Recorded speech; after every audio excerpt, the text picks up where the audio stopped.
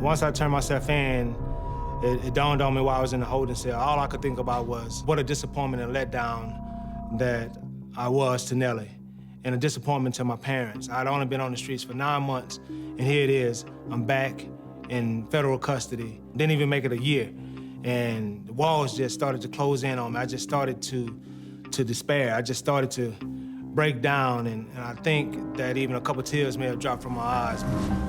Dartanyon was charged with 2 counts of distribution of 500 grams or more of cocaine and accepted a plea deal for 84 months. I spent 3 of those 6 years in solitary confinement. Solitary confinement is designed to drive a man insane. And, you know, he had to find different things to do in order to survive. Dartanyon flipped the reality of his surroundings by reading nonstop, even memorizing the dictionary. I knew that my life had a different purpose because in looking back on it, I had made it out of too many things. I made a new commitment to God, and I said that I'm gonna do better this time and I'm gonna be consistent.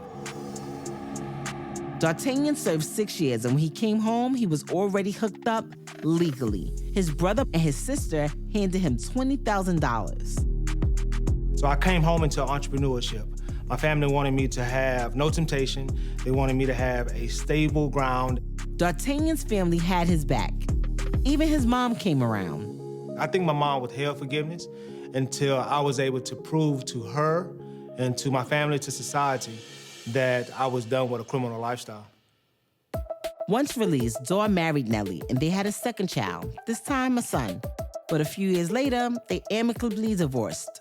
Since then, Daw is happily remarried, started his own security firm.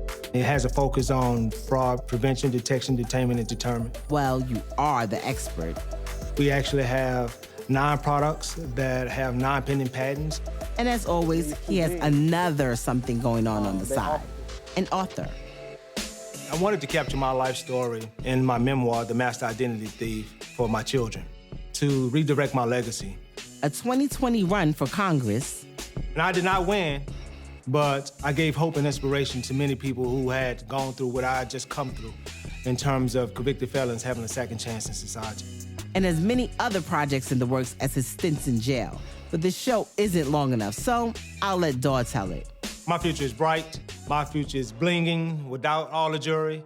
My future is promising. My future has already been set before me. Dartanyon knows he's blessed, but not alone. No one is beyond redemption. And that if given a second chance, as many chances as I've been given, people can get it right and make it right. And I'm a walking and living testimony to that.